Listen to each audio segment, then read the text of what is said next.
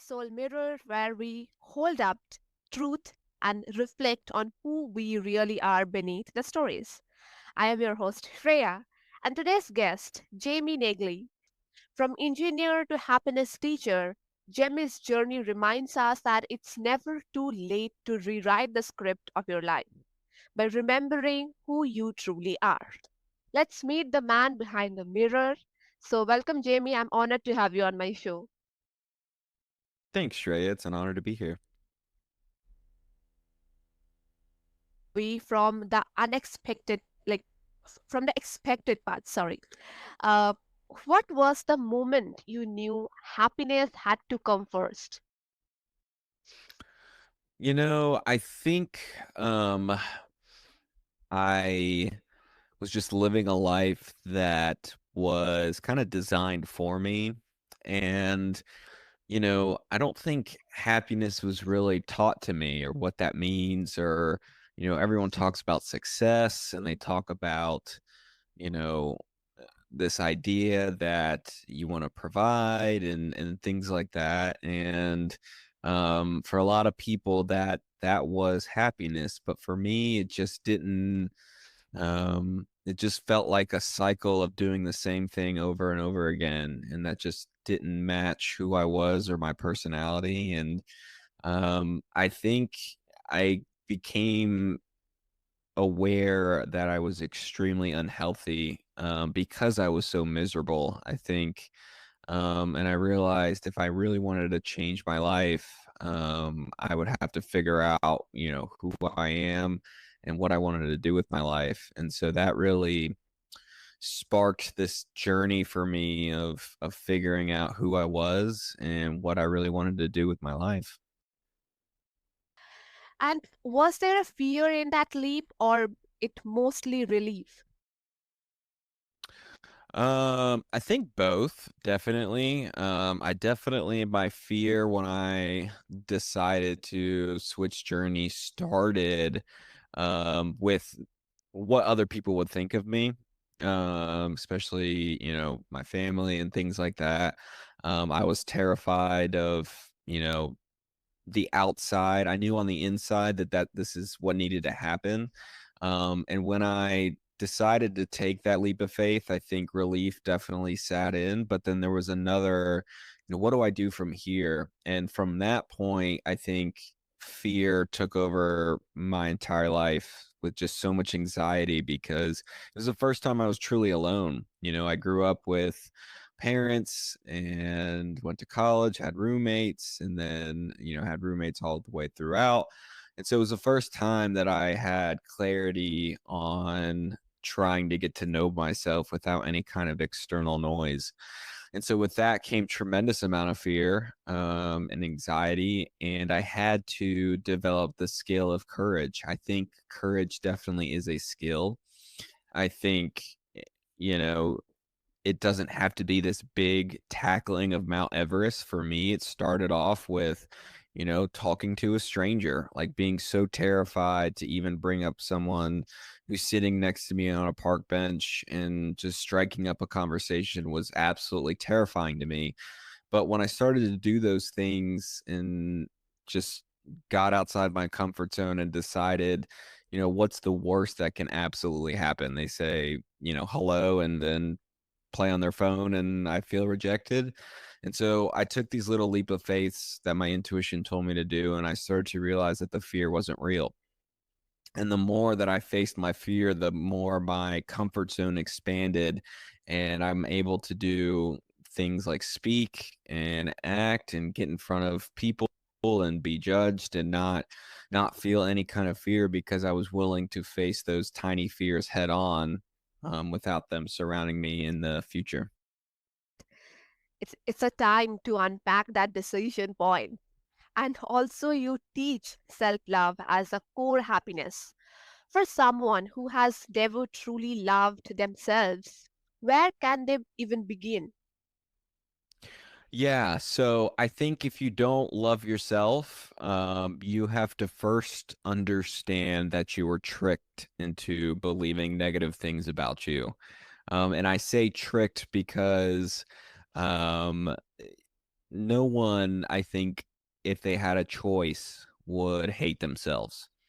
I think if everyone was able to look in the mirror and say, I absolutely love you and had the ability to do that and had the choice to do that, everyone would say, yes, I want to do that.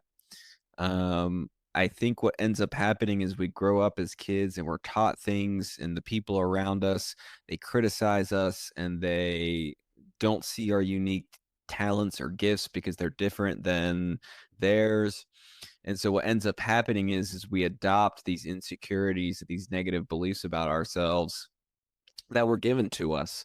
I always start with the core three beliefs. So I think, whether or not you're attractive, whether or not you're intelligent, and whether or not you're enough. I think those three things are foundational for creating self love, just because of how society operates and how they judge. And I think society, judges us on our attractiveness. They judge us on our intelligence, and they judge us on how much we've been able to achieve. And we've wrapped up those three things, and we've basically told ourselves and compared ourselves to the rest of the world and said, we're not enough. We're not intelligent compared to other people, and we're not attractive compared to other people. So when you remove those comparisons and you're just left with you now have the ability and the choice to rewrite those beliefs about yourself. And so, rewriting those three things for me is the starting foundation for creating self-love. And then after that, it's a lot of compassion, it's a lot of forgiveness. But I think step one is recognize you were taught negative things about you from other people. In order to love yourself, you have to change those negative beliefs about you into positive ones. And I recommend starting with those three. Start to find yourself attractive, start to understand and recognize your unique gifts, your unique genius, and your unique intelligence. Start to build on that and create the idea that you are intelligent. It just may not be in the way that society deems what intelligence is. And you have to find that for yourself. And then recognize that you're enough. Like, as a human being, what you can provide and what you can do and how you can grow and change your entire life, in a matter of 6 months, for example. You're enough just as you exist. And to remove the idea that in order to be enough, you have to achieve this or that. I think that's really starting the foundation for self love for anyone who has never experienced that before. And also, how did that journey look for you at the start? At first, I think I needed to get really disciplined. I think for me, starting off, I did whatever I wanted to do at any time I wanted to do. And it wasn't until I disciplined myself to just like read a page a day or to make sure I did the workout that I said I was going to do. I think, what the discipline did for me was develop confidence. Something as simple as, like, for me, discipline is giving yourself a command and following through. And so whenever you do that, what you start to do is you build trust with yourself, and you start to believe in yourself once you start doing it because you said you're going to do something and you follow through. And so what that means is, if you like if you tell yourself something, follow through.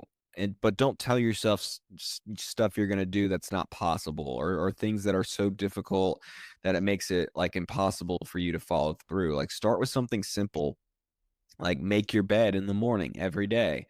That's simple, that's easy, that builds discipline, builds trust with yourself, and then you can move on to something else. And so for me, it started off with something as simple as making my bed every day, and then reading a page a day. And then eventually, I was able to read 100 pages in a day through time, through effort, through patience.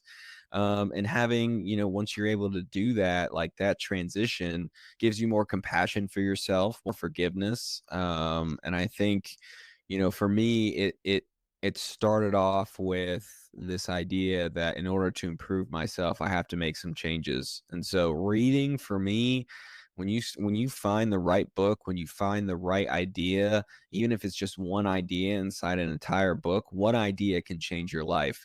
for the rest of your life, if it really resonates with you. And so whenever I read, I try and find at least one idea that's going to change my life in a book, and if it's only one idea, then it's worth reading that book. And so I highly recommend that you just try and find new ideas, because your entire life could change with one different idea than you have today. Yes, that is so beautiful. And thank you for explaining that with us. And also, you talk about recreating who we are instead of being what we were taught. So, what is one belief you had to unlearn to become who you are today? I think the biggest belief was, I think, the one that I said previously, which is that I was not attractive. I think I grew up with that belief. I was pretty pretty heavy growing up, and pretty nerdy, and I definitely held an unconscious belief that I just was not attractive. And so I carried that for a very long time, and I think when you believe something about yourself, you end up creating that. And so I was sitting, just, obese and not taking care of myself. And I think once I realized that I had the ability to change beliefs, that was the first one I wanted to rewrite. And I started, as soon as I started to do that, I lost 90 pounds in a year. I grew a beard and found the right hairstyle that matched me. And I think by changing that belief, I became attractive. And just from an energy and just as a, personality standpoint, I became more magnetic. I became more charming. I settled more into myself and my confidence. So for me, that one belief really changed my level of confidence, because when you don't find yourself attractive everywhere you go, you feel like you're being judged. And it's a very insidious, deeply rooted insecurity in a lot of people that I think affects people's confidence level in a very negative way. And so changing just that one simple idea heals so many insecurities about your confidence, and who you are, because you're afraid to be rejected because of how you look. If you can change that narrative into something more positive and powerful for yourself, I think that's a game changer in changing your level of confidence and giving you courage to go out and do some of the things that you've probably been afraid to do. Yes, that is so beautiful. And sometimes the unlearning is messier than learning.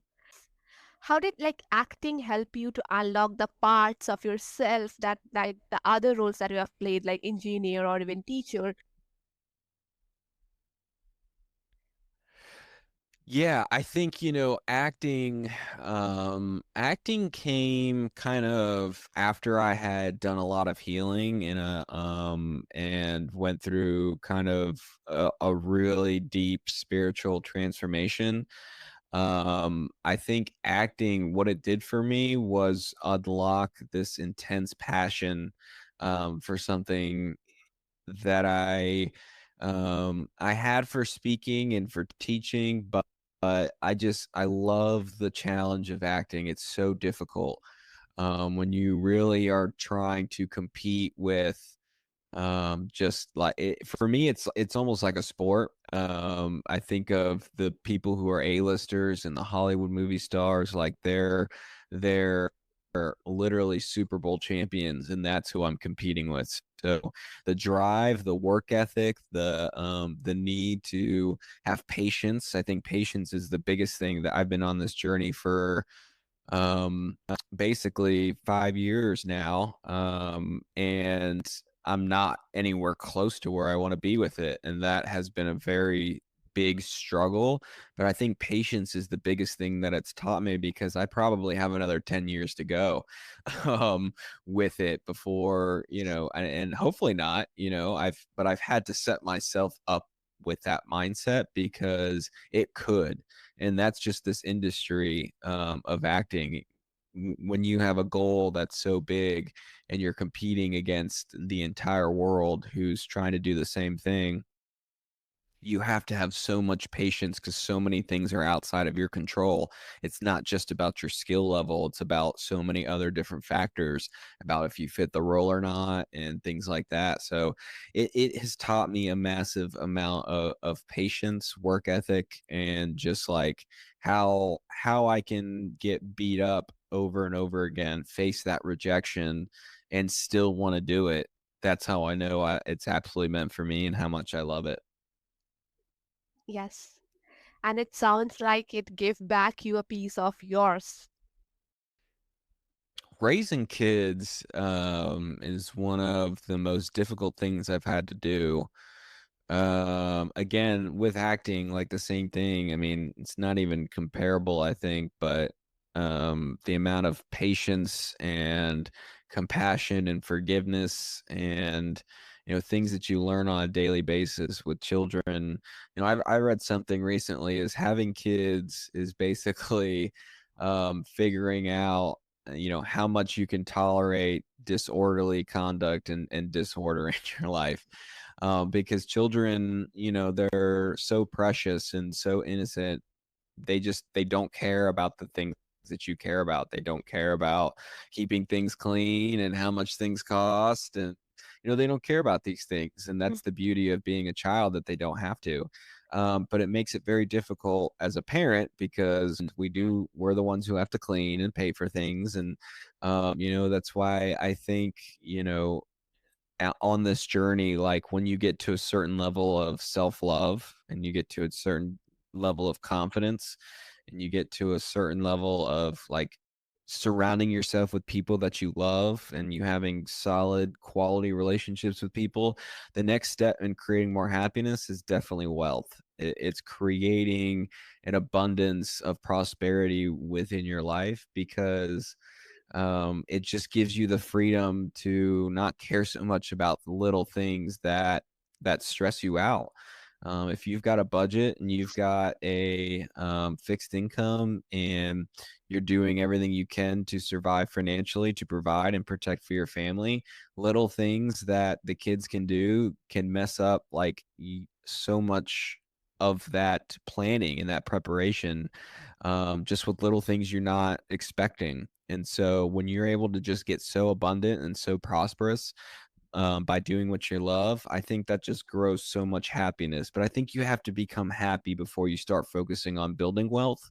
I think money just makes you more of who you are. So if you're greedy, if you're scared, if you're anxious, more money is just going to create more of those things for you. But if you can build a foundation of love, if you can build a foundation of happiness, if you can build a foundation of great relationships, and you can then move to do something that you love and figure out what that is and create more wealth doing it, now you've expanded yourself and your entire family into something that's so much greater than what you could do without it. So I think prosperity and abundance is the next step for me and my family, is what I'm trying to create, so that way I can give more to them, but also I can invest more in giving to other people. And the only way to really create true wealth and true prosperity is by giving value. So the abundance that you receive is really proportionate to the amount of value you're able to give. And when you create self-love and you create confidence and you create this better version of you, you're able to give more and you're able to give more value. So I think they're all kind of intertwined in that way. But I think, having a family has definitely challenged me into wanting more for myself and for my family in ways that I didn't know would be possible. Happiness is something you definitely wanted to instill in yourself first.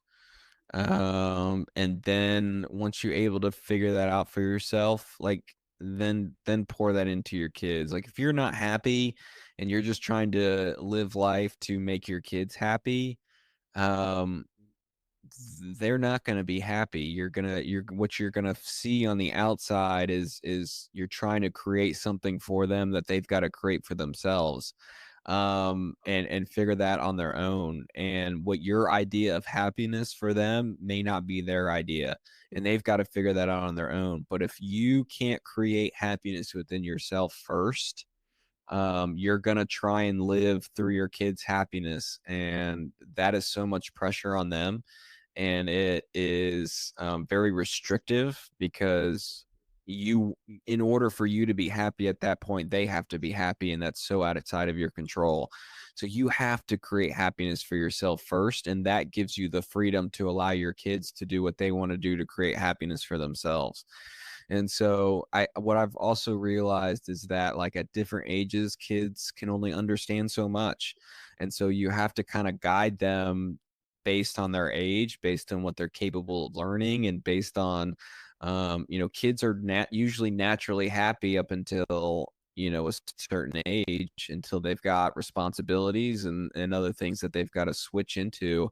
So just allowing them to be kids until a certain age, until they can understand what it truly means and takes to create happiness. But you've got to do that for yourself to be able to teach them, because you can't give what you do not have. So if you don't have happiness and love for yourself, it's going to be really hard to give that to them. All you can give them are your insecurities and your desires, and things like that that may not align with them. Yeah.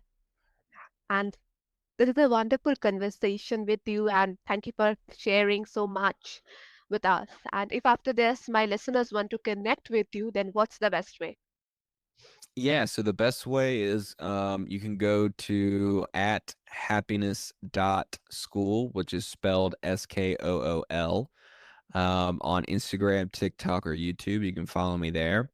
Or if I am giving a free copy of my book, Who Are You? The Art of Being Yourself in a World That Doesn't Want You to.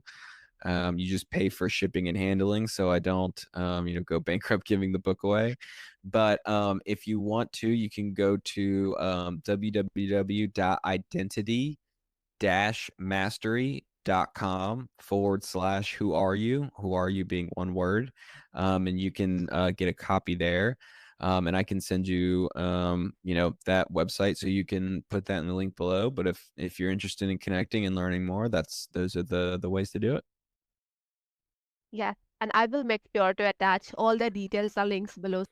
To all my listeners, Jamie Naegele reminded us happiness isn't found, it's chosen.